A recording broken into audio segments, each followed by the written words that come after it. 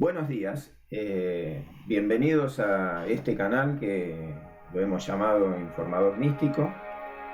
Y bueno, desde ya muchas gracias por estar de ese lado. Y hoy les quiero hablar de la historia. La historia globalizada, no solamente de nuestros tiempos ahí cercanos, sino la historia general, la historia universal de este mundo y los que lo habitamos. ¿A qué quiero llegar con la historia? ¿Quién es el que escribe la historia? ¿Quién es el que escribió la historia? ¿Qué motivos tenía políticos y religiosos? ¿Qué intereses económicos tenían para escribir la historia? La historia es escrita. ¿Quién es el que escribe la historia? Vamos a imaginar que un país está en guerra con otro país porque se disputan un determinado territorio. Cada cual dice que ese territorio, ese pedazo de tierra le pertenece, ¿verdad? Entonces llegan a una guerra, porque cuando se termina la diplomacia, cuando se termina la conversación, llegan a una guerra entre esos dos países para disputarse la tierra. El que gana la guerra se adueña de las tierras, y el que gana la guerra es el que escribe la historia. Vamos a decir que el que escribe la historia no es el que tiene la razón, y a eso es a lo que quiero llegar. La historia no está escrita por quien es el dueño de la verdad, porque posiblemente el que gana la guerra no es el legítimo dueño de las tierras.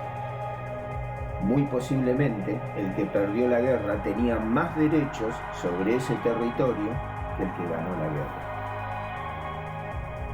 Entonces, la historia la termina escribiendo generalmente no el que tiene razón, no el que es el dueño de la verdad. La historia está escrita por el que tiene el mayor poderío militar. Está escrita por el que tiene la fuerza. Está escrita porque tiene el mayor poder económico. O sea que es el que escribe la historia. ¿Y qué va a escribir en esa historia? Escribe lo que le conviene. No escribe lo real. Escribe lo que le conviene decirle al mundo de lo que pasó en esa guerra, de lo que pasó en ese determinado momento de la historia. Sin ir muy lejos, en la Segunda Guerra Mundial, cuando Japón pelea con Estados Unidos por la isla de Pearl Harbor, Japón, al ver que Estados Unidos hace una base militar en Pearl Harbor, Japón comienza a rondar con sus avionetas, con sus aviones, con la tecnología que tenían en los años 40. ¿Y qué pasa? Comienza una guerra entre Estados Unidos y Japón, no solamente por la isla, sino por la dominación del Océano Pacífico. Japón está prácticamente más cercano a la isla de Pearl Harbor que Estados Unidos. E inclusive los naturales de la isla de Pearl Harbor, que está al lado de Hawái, son más japoneses que norteamericanos. Pero ¿qué pasa?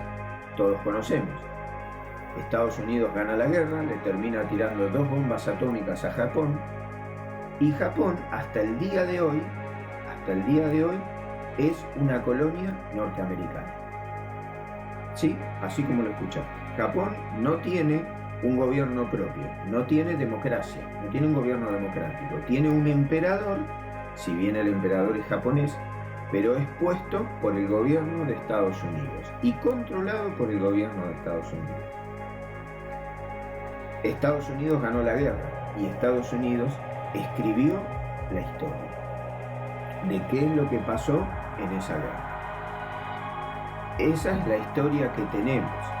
Y hasta el día de hoy, en la escuela, los niños hasta tercer y cuarto grado y hasta quinto grado, a los niños japoneses no se les enseña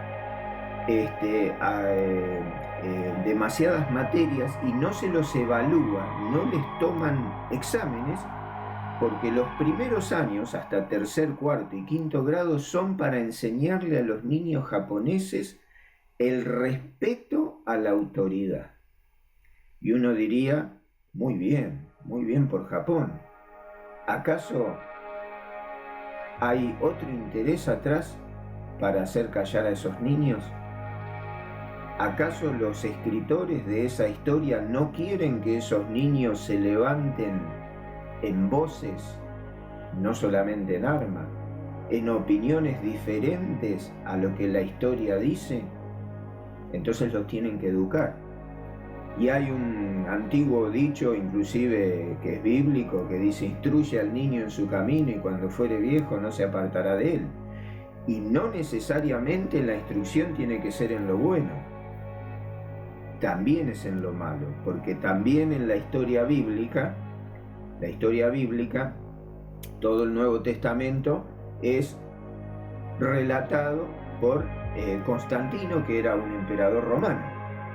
Si vamos a la historia antigua, a la historia bíblica, en el siglo III después de Cristo, Constantino, y muchos dicen, canonizó.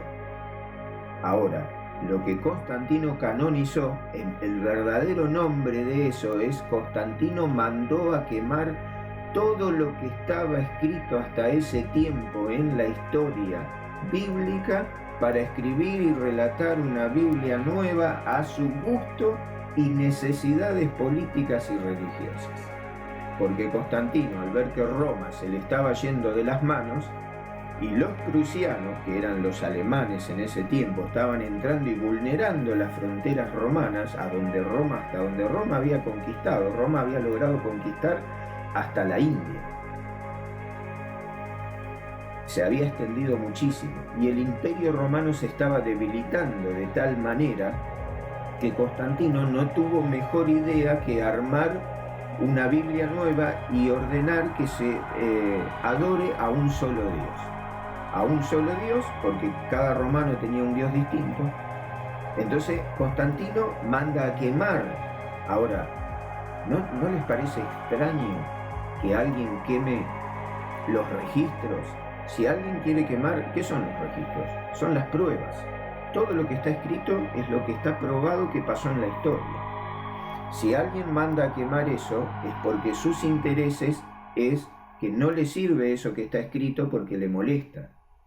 Entonces, ¿qué hace Constantino? Como Constantino ganó la guerra y dominaba todo Roma, manda a quemar todo lo que había escrito hasta ese tiempo, manda a redactar una Biblia nueva a su gusto y necesidades, como les decía recién, políticas y religiosas, y allí escribe no la verdad, escribe lo que a él le conviene, escribe lo que él necesita que la historia diga, no lo que la historia venía diciendo hasta ese momento. Casualmente, la historia dice otra cosa a lo que escribió Constantino, porque los pocos evangelios gnósticos que se encontraron, que son los manuscritos originales de ese tiempo, cuentan otra historia diferente a la que cuenta Constantino. Y casualmente, los judíos, es lo que llama la atención, los hebreos, tienen otra versión de la historia. Ellos no aceptan el Nuevo Testamento de Constantino. ¿Y no les parece extraño eso? ¿No les llama la atención? Debería. A una persona pensante, que yo respeto todos los puntos de vista y las religiones. Pero otra cosa es ser pensante. Hay un escritor que yo sigo hace muchos años, y lo leo mucho, que es Osho. Osho es un autor de la India que en realidad él no escribió los libros, sino que él daba conferencias. Luego que él falleció, sus conferencias fueron volcadas en los libros. Y Osho lo que dice es que el conocimiento siempre es prestado, nunca es nuestro. Porque a nosotros nos educan desde chicos con la historia, con un conocimiento prestado que pasa de generación en generación. ¿Sí? Y eso es lo que nos introducen a nosotros y nos obligan a creer y a pensar. Osho lo que dice y que es muy interesante, es que cada uno de nosotros tiene que ser pensante por sí mismos, no por lo que te obligan a pensar. Y ahí está la gran diferencia. Lo que te obligan a pensar es lo que necesitan las sociedades, las instituciones, las religiones, los gobiernos para manipular a las masas. Pero si vos te convertís en un pensador original, que es lo que las sociedades no quieren, les molesta, vamos a decir que Gandhi era un pensador original, vamos a decir que Sócrates era un pensador original. Por esa razón a Sócrates lo envenenan con cicuta, porque les molestaba lo que Sócrates decía. Más allá de que Sócrates en su vida privada era homosexual, es su vida privada. Pero si bien la sociedad de ese tiempo en la que Sócrates vivía les molestaba a los políticos, a los religiosos, les molestaba lo que Sócrates les decía. Entonces a Sócrates lo terminan envenenando. Gandhi tenía un profesor en la universidad y este profesor no lo quería a Gandhi, no lo quería, y un día en el patio Gandhi se había ido de la India, lo habían llevado a estudiar a Londres, a Inglaterra. Y un día estudiando, porque él estudió Derecho en Inglaterra, en Londres. Un día en sus estudios, en el patio de comidas, donde se sentaban a comer, Gandhi se va y se lleva su bandeja de alimentos al lado de su profesor, que no lo quería a Gandhi. Y su profesor le dice, alumno Gandhi, usted sabía, ¿verdad?, que las aves y los chanchos no comen juntos. Y entonces Gandhi le dice, despreocúpese, profesor, yo me voy volando de aquí. Quedó tan enojado su profesor con la actitud esa, con esa respuesta de su alumno Gandhi, que luego en la próxima clase lo increpa a Gandhi y le dice, adelante de todos los alumnos, yo quiero hacerle una pregunta directamente a usted, alumno Gandhi. Si usted va por la calle caminando y encuentra dos bolsas, una repleta de dinero y la otra bolsa repleta de sabiduría, ¿cuál de las dos bolsas usted se lleva teniendo en cuenta que solo puede elegir una? Gandhi, sin dudarlo, se puso de pie y con mucho entusiasmo le dijo a su profesor, yo me llevo la bolsa repleta de dinero, profesor, ni lo dudo. Y entonces su profesor le dice, así lo quería agarrar, alumno Gandhi. Y acá están todos sus compañeros de testigos. ¿No le parece a usted, dice, que sería mejor llevarse la bolsa de dinero? ¿No sería mejor llevarse la bolsa de sabiduría antes que la de dinero? Y el alumno Gandhi le responde a su profesor, ¿sabe qué pasa, profesor? Que cada uno toma lo que no tiene. Y entonces, bueno, Gandhi le respondió a su profesor con mucha altura, con mucha sabiduría, pero es sabiduría y conocimiento, y a eso yo quiero llegar, es propio de un pensador. No es sabiduría y conocimiento prestada de la historia.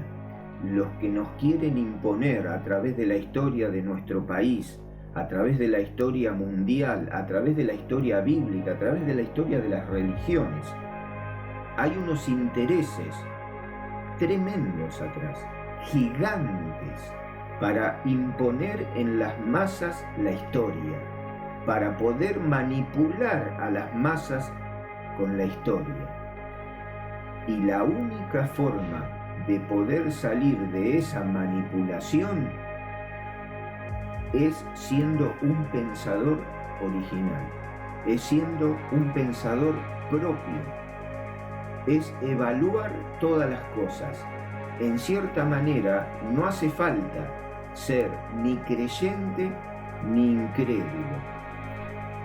hay que ser en cierta manera gnóstico, hay que ser escéptico. La palabra escéptico es el tipo de persona que no cree ni descree en nada, simplemente analiza todo y mira todo y observa todo.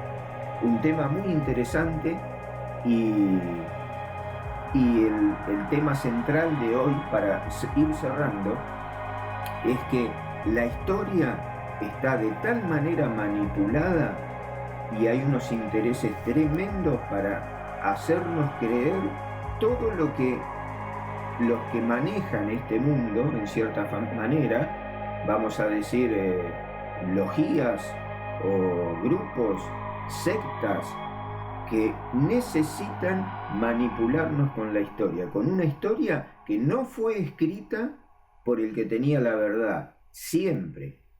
No fue escrita por el que tenía la verdad, no fue escrita por el que tenía la razón, sino simplemente que fue escrita por el que tenía el mayor poderío militar y económico.